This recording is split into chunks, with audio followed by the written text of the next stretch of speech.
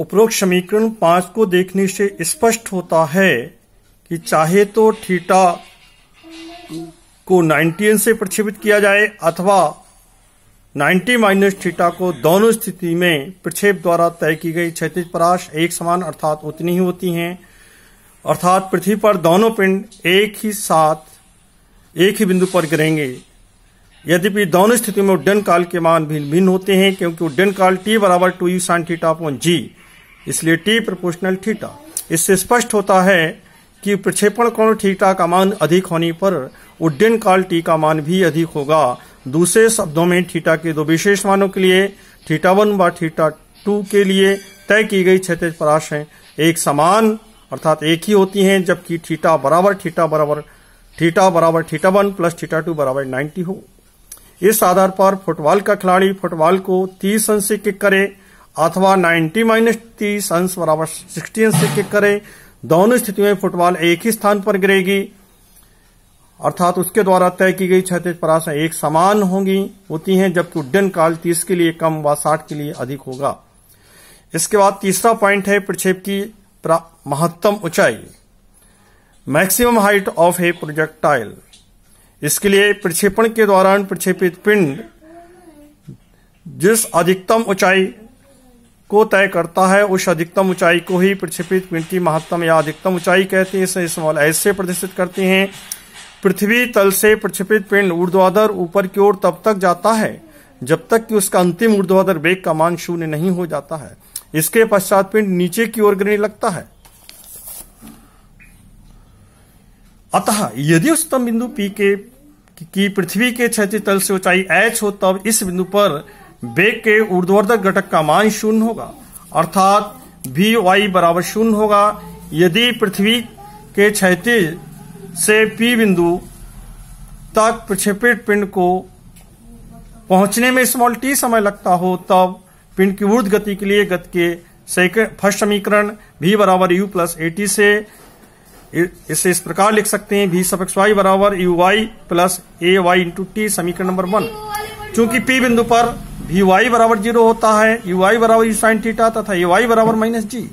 ये सभी मान समीकरण 1 में रखने पर 0 बराबर आता u sin थीटा प्लस कोष्टक में माइनस g इंटू t और 0 बराबर u sin theta minus gt, इसलिए t बराबर u sin theta upon g समीकरण नंबर 2। पुनः ऊर्ध्वाधर विस्थापन के लिए गति के सेकंड समीकरण s बराबर ut plus half eighty square से s सफिक्स इसे निम्न प्रकार लिख सकते हैं x सफिक्स y बराबर uy into T plus half ay into T square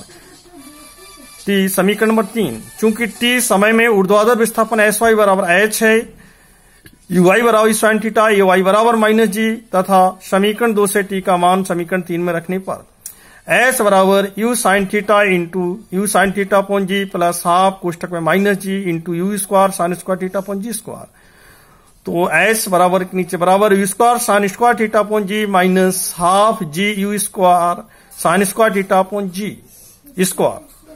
बराबर के नीचे बराबर h बराबर 1 into u square sin square theta upon g minus half u square sin square theta upon g।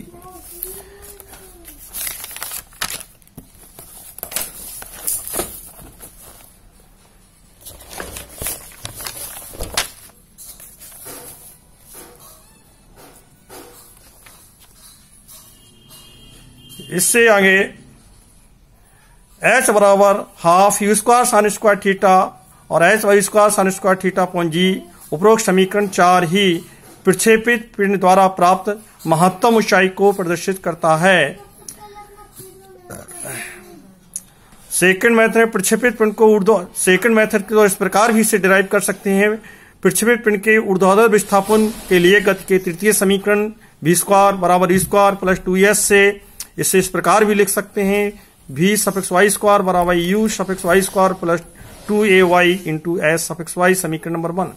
P बिंदु के लिए v suffix y बराबर 0 होता है, uy बराबर u sin थीटा ay बराबर माइनस g व s सफिक्स y बराबर h होंगे। ये सभी मान समीकरण 1 में रखने पर 0 स्क्वायर बराबर आता है u sin थीटा का whole square plus 2 into minus g into h। तो 0 बराबर U square sine square theta minus 2gh, इसलिए h बराबर होगा U square sine square theta upon g 2 उपरोक्त समीकरण 4 या 2 प्रक्षेप द्वारा प्राप्त महत्तम ऊंचाई को प्रदर्शित करते हैं। उपरोक्त समीकरण 4 या 2 को देखने से स्पष्ट होता है कि प्रक्षेप द्वारा प्राप्त महत्तम ऊंचाई का मान अधिकतम होने के लिए समीकरण 4 में साइन स्क्वायर 2 थीटा बराबर का मान अधिकतम होना चाहिए। साइन स्क्वायर 2 थीटा का मान अधिकतम 1 होता है, इसलिए साइन स्क्वायर 2 थीटा बराबर 1,